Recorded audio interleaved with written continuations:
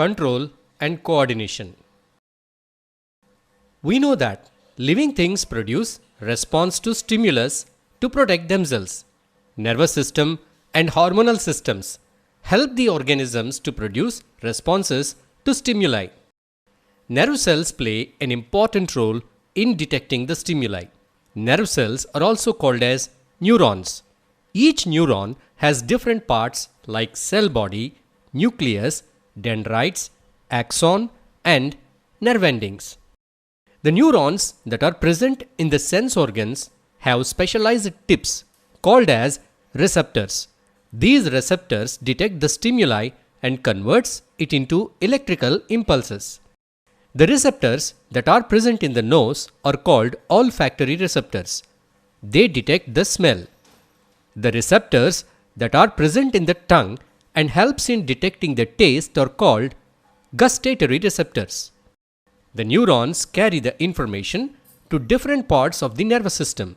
This is called nerve conduction. The neurons collect the nerve impulses by their dendrites and pass them to other neurons by their nerve endings. The nerve endings of one neuron and dendrites of other neuron are not attached directly to one another. There is some gap between them. This gap or this junction is called as synapse. At the end of the nerve terminals, the electrical impulse is converted to a chemical signal. This chemical crosses the gap and reaches the dendrites of another neuron. There, it again converted into electrical signal. The neurons that carry the information from sense organs to brain or spinal cord are called sensory neurons.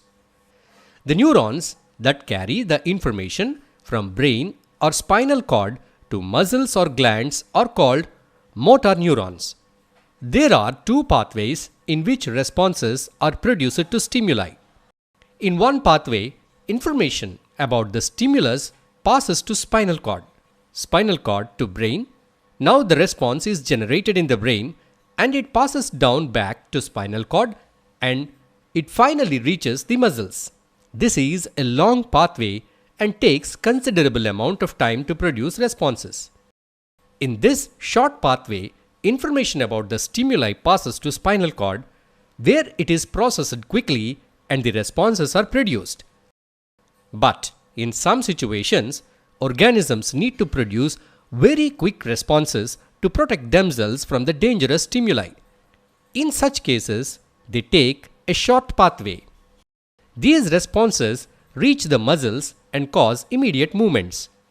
This kind of quick responses are called reflex actions. The pathway by which a reflex action is executed is called reflex arc. Receptors, sensory neurons, relay neurons, motor neurons, and effectors are the components of the reflex arc. The nervous system is divided into central nervous system and peripheral nervous system. Central nervous system consists of brain and spinal cord. Peripheral nervous system consists of nerves. Brain is an important and delicate organ, so it has to be protected well. Brain is covered by a fluid-filled balloon-like structure made up of 3 layers. These layers are called meninges and the fluid present in between these layers is called cerebrospinal fluid. These layers and the fluid, they protect the brain from shocks and injuries. Brain, along with the meninges, is protected by an outer bony case called as cranium. Cranium is a hard structure that is made up of bone. Brain is the main coordinating center of our body.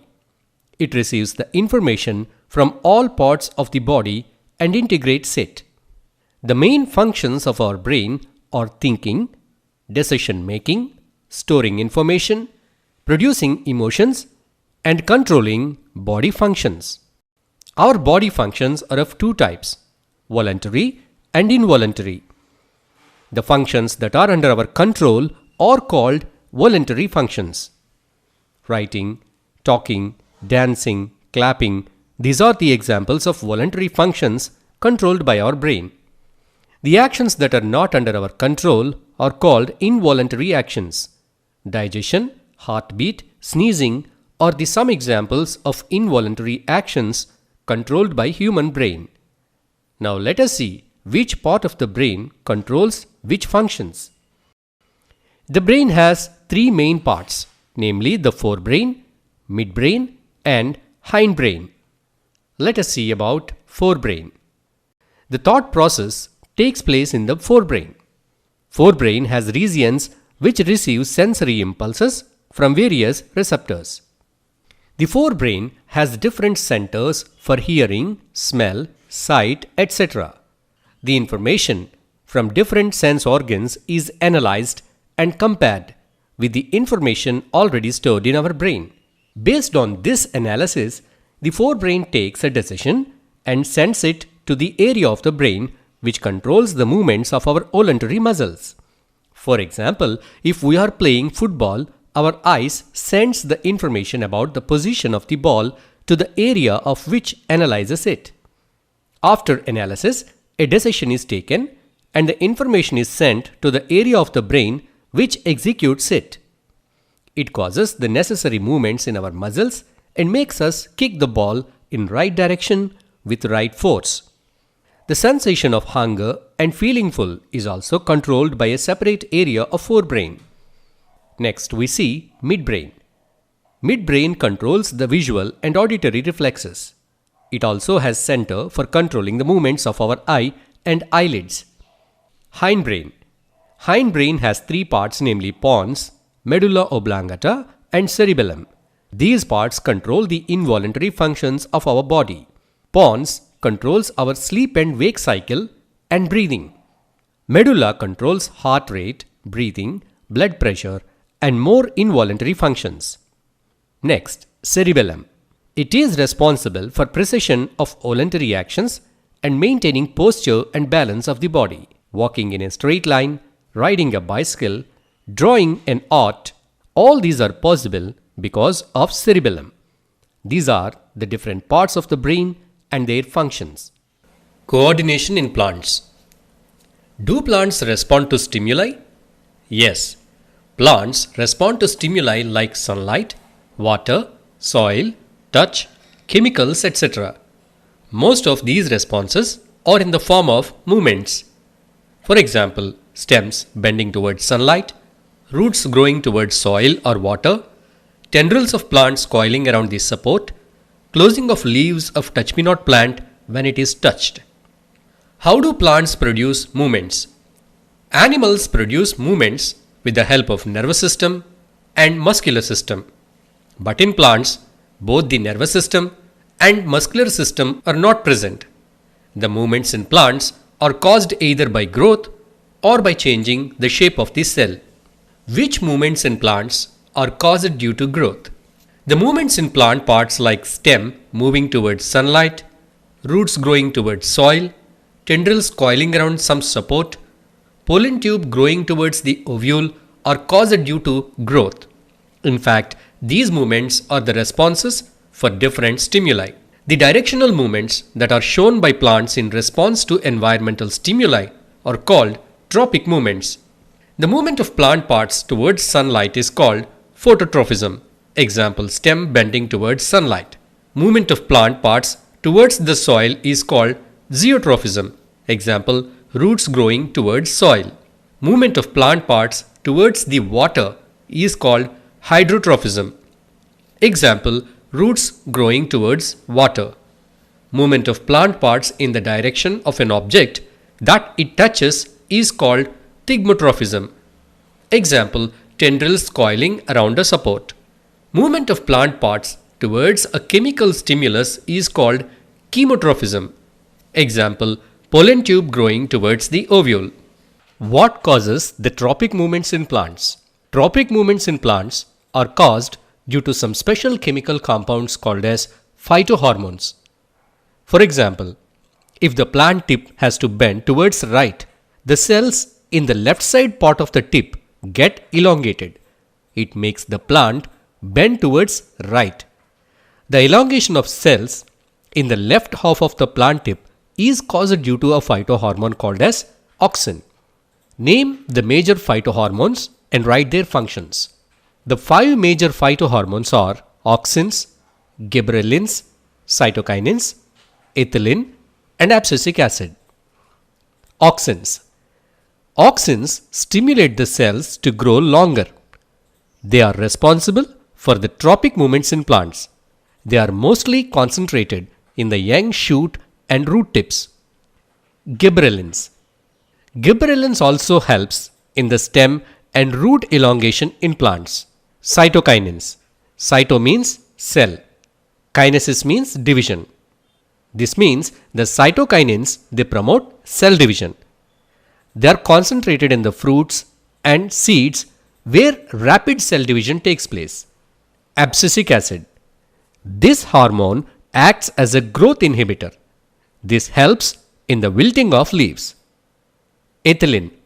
This phytohormone stimulates the ripening of fruits.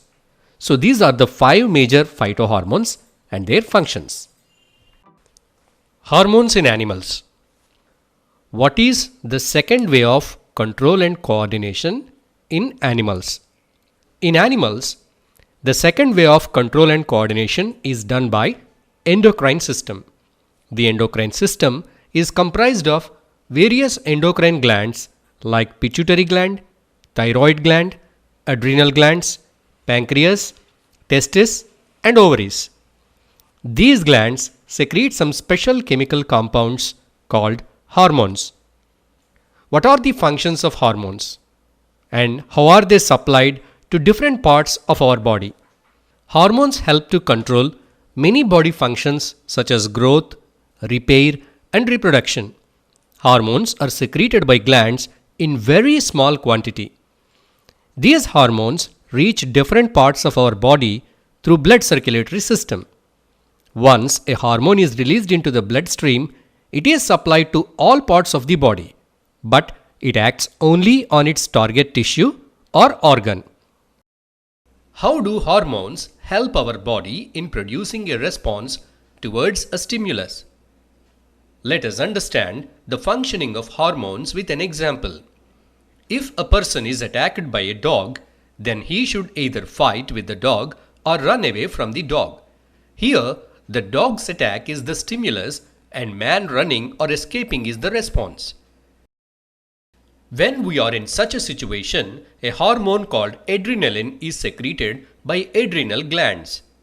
It helps in the fight or flight situation. In dangerous situation, we have to fight or flight. For both the processes, our muscles need large amounts of glucose and oxygen. The main function of adrenaline is to increase the supply of oxygen and glucose to our skeletal muscles. Even though adrenaline is supplied to all parts of the body, only few organs accept it and functions accordingly. Adrenaline mainly affects our eyes, blood vessels, heart and muscles.